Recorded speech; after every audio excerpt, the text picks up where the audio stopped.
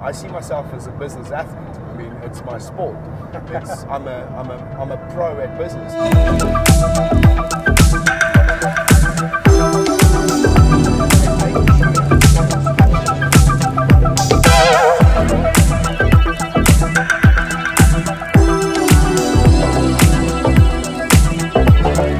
I'm busy eating a mouth.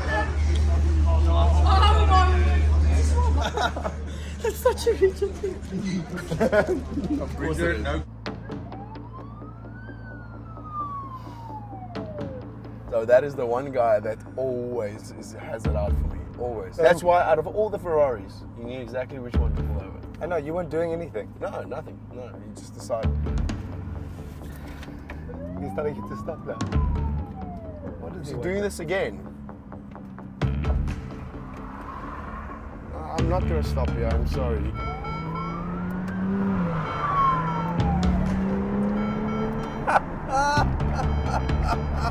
This is going to be fun. He loves you, eh? Easy. On his time. Say again? Did you throw us on? So now, do you understand what you've done? What? The suspension notice that I gave you, Yes? you put it on my car's windshield. You shriveled it up Yeah? and stuck it on the windshield of my car. I've already sent it to my PA. Sorry? I've already sent it to my PA. She's got Again, copies of it. Sam, I want to understand this. You, the suspension notice that I just served. Yes, correct. Which I have a copy of. Shriveled it. I don't. Which copy did you? I have The copy photos. that I gave you is the one on my windshield right now. I have copies. So why is it on my windshield? I don't know how it got there. You've got to. You cannot I tell think me. you got to check your camera, baby. I'm gonna have to check my camera. Yeah. Okay, Mr. Van Vleck, can I ask that to get out of the vehicle? I've got copies of the notice. I don't need it. In the life of a Cape Town billionaire. Richard, can you hear everything? You're trying to make my life difficult. I'm not. I have mine. No, mine's on camera. That is fine. But then why are we still having this conversation? I was on my way. You trying to stop me right here? Let You too. They just checked if there's anything illegal about throwing your suspension notice away. And guess what? Nothing is fucking illegal about that. So I know him very well. I mean, I've dealt with him so many times before, and he likes to pick on us. He's told me once in private, while they were standing there, no one confirmed it, they say, you rich white guys. I mean, you know, so I already have my hair out for him, and he has his hair out for me. He's got his reasons, I got no reason, other than him trying to make my life difficult. It's what it is. It's what it is. I've got a great PA. She'll sort it out. But this lady in front, she is the coolest traffic cop that you'll find in Cape Town. She's fantastic. I love her. I thought he could arrest me now for throwing away the suspension notice. He was asking the guy on the radio now, can I arrest him? Can I arrest him? The guy's like, no sir, no you can't. Why would you want to arrest me for not wanting the piece of paper that I have a copy of already? I know the number. Small. Dit was hy selfe ou wat elke keer met ons beklei. Daai selfe ou. Dis kom toe hy my stop, toe spring ek ook fucking uit. But he does that every time. Ja, toe spring uit. Toe nog ek nie 'n stap jou. Jy gaan nie weer aangehardloop kom nie, ek gaan na jou toe hardloop. Ja, toe sê ek vir hom as jy mal. Want hy ry langs my en hy so van kant tot kant en skree so vir my met sy arms. En hy het ligte, but he's in a private vehicle. So if he's not in a very well identified vehicle, then he has to pull up behind me or in front of me. He knows his job. Piet, ga groot in lewe. Ga groot jy, né? Our pal Pete. Piet's one of the nicest guys you'll ever meet, man. He's so nice. Piet, ga groot in lewe. Ga groot, Piet. Piet, ons gaan groot gaan. Let's go. Wys jou muscles out. Hoe voel jy vandag?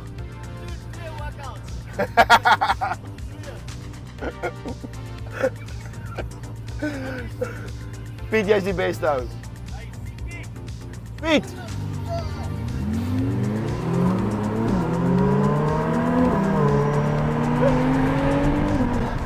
Willie was friends with him and he played tennis. They played tennis together in Zimbabwe.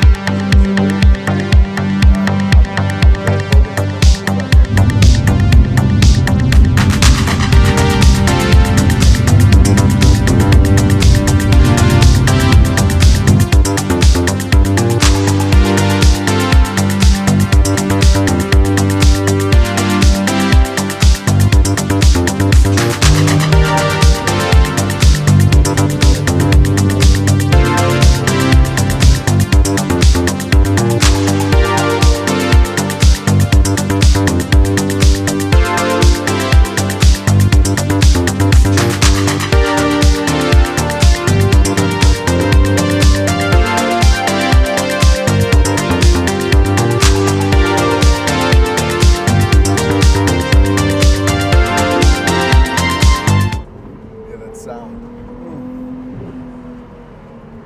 Goeiemôre.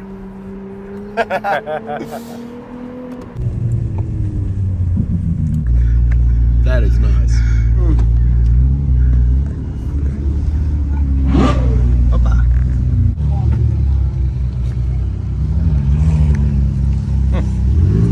Cape Town Ferrari run out here at, where are we? JP, next time just be nice. Thank you so much from Scuderia for all your support.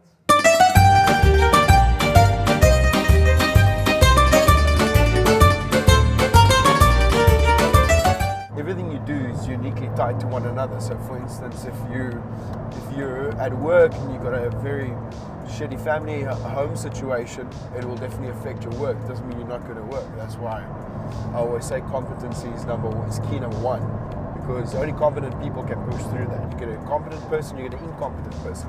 Competent people are generally people that are more productive, people that stick to their own promises. If they make a promise to themselves, they'll do it. It's not the person that goes to the gym and trains at 100%, but it's actually all the things around what you do that supports it. So it might be like saying, I'm going to get to bed at 10 o'clock tonight. I'm going to wake up tomorrow morning at 6:30. I'm going to train at this time. So I'm going to eat this and not that. Making all those connections and tying them all up supports you being more productive and just sticking to your own agreements. You know, if you can't stick to your own agreements, you're not going to stick to anything else. So those are people that are competent, but people that are incompetent are people that just kind of like, they don't believe themselves. They might make a promise to themselves, break it, and it'll be fine eventually if they find a way to carpet sweep that through their lives. But you know, those are the things that'll keep you incompetent if you don't listen to your own voice. You've got to make your own promises, you've got to stick to them, you've got to be as productive as you can. It's the only way you're going to get shit done. So I just think that they're all like fucking very tied with each other, you know. Or when you're busy rolling out a project, there's a lot of other things that's happening around you that's going to help you achieve those goals. You're going to need all of them. Say there's someone starting out fresh, they don't know the rules or they don't know how to play life. How would you lay that out? Well, I mean, there's obviously two subjects on that front. You get competent and incompetent people, and you get smart and non-smart people. If I was starting out, I think that probably the best way of becoming more competent is just making enough promises to yourself and just checking that checkbox enough times so that you believe everything that you say to yourself. So if your mind is telling yourself that I want to do this or I want to do that, then you just got to be able to believe it, and you got to trust yourself that when you make a promise to yourself, that you're actually going to follow through and stick to that agreement. So you do that enough times, you do that a lot of times, and you tick all those tick boxes off the checkbox, and you'll be well on your way to at least being the hardest worker in the room. Doesn't matter what room you walk into. Sticking to your own agreements, making agreements with yourself and sticking to them. Essentially proving to yourself that you are capable of the plan that you set forth. If you don't trust your own plan, or you don't trust the things on your mind, then you're not going to be able to accomplish any of the goals you set for yourself. So everybody talks about setting goals, but there's a bigger force at play, and I don't think that force is necessarily the goal you're setting, but the ability of believing in yourself that you can execute on those goals.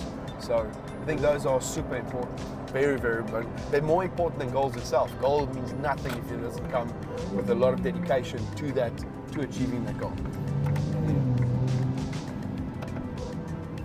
Because if you're the hardest worker, you're going to move the fastest. And the guy who moves the fastest is the guy that accomplishes more because he got more fucking done, right? So you got to combine really hard work and a lot of determination and push through the difficult times and the uncomfortable times and the stressful time. That's why I say everything that you have to manage around that is so important. What you do at home, you know, when you wake up, when you go to sleep, what you eat, how hard you party, how really well you take care of yourself, how much you believe in your own vision for yourself. I see myself as a business athlete. I mean, it's my sport. I'm a pro at business, so I treat it the same way an athlete does. And an athlete doesn't go out for dinners on Tuesday, Wednesday, Thursday, partying over the weekend, seeing friends, doing this. So there's a lot of things that happens in and around the mindset of an athlete, and I think that's the way I treat business too. You know, Wow. I'm an athlete of business, and it's my profession. It's my discipline. It's what I dedicate my time and my mind to, and hopefully can teach others how to do one day. A typical day would be, I'll do it from the top down, and it probably get into bed at about 10:30, 11, and waking up at about 6 o'clock, just past 6 in the morning, and then starting the day with a coffee, and then going to train, getting ready to train. I feel like the morning train just sets the tone for the whole day, and the way you wake up out of bed, that first 2 minutes, really sets the tone for the whole morning. And if you get that right, then everything else will fall pretty much into place. That's the way I feel. I wake up and I appreciate what I have. I appreciate my health. I appreciate the things that I am in control of, and for the most part, some of it I'm not. You know, even in times of injury, I still feel the same way. So just giving gratitude to the day. Giving gratitude to the day, giving gratitude for being alive. You can't appreciate small things, you're not going to be able to appreciate big things either. So I think that's the first rule of thumb. It's just wake up with a lot of appreciation. Wake up in a good mood, man. Wake up trying to put a smile on someone else's face. Try and be happy. Kiss the person next to you. It doesn't matter. You know, go drink some coffee. Smell the air. Just those small appreciations. Yeah, that sets the tone for the day, man. By 9:30, when I'm leaving to the office or arriving at the office or even leaving my home, you know, there's a lot of meditation that goes on while I drive to work. By the time I get there, everything is at 150, 200 kilometers an hour. So, you know, the next 5 to 6 hours goes past pretty fast, and I feel like if I don't remind myself to eat, I'd actually forget. So there's always someone reminding me that I need to eat something. And when you get to work, like what tasks are you doing? Are you coding? Are you making phone calls? Are you cold calling? No, so I manage people. I mean, I've got an idea of a project, and I articulate it in my mind in one way, and then my job is to articulate or explain it in a way to my management team for them to filter it down to people in that's working underneath them. So mine is really about shaping my vision and the team's vision into an executable workflow and executable tasks. So we might break down what we are doing into multiple different facets, you know, assign them to different individuals that are tasked or skilled to do that. So really it's all about managing your ideas, handing them over in a way that your management team understands, and then also managing and assisting the process from there. You know, sitting in a lot of work sessions, boardroom meetings with team members. It's not one-on-ones, it's usually 6 or 7 at a time sitting there, and a lot gets done, a lot gets said, a lot of productivity happens, and sometimes even I make mistakes and they correct me, and we go back and forth, and we'll know an answer and have a way how to deal with that issue at hand, or something that we might be building out. So yeah, it's very productive to us. Awesome. That's the first podcast done. First one. Yeah. We're going to do a lot more, man. What are we going to call it, Richard? The Ferrari Shack. Oh, I like that. No, we'll find a name. We'll find a name.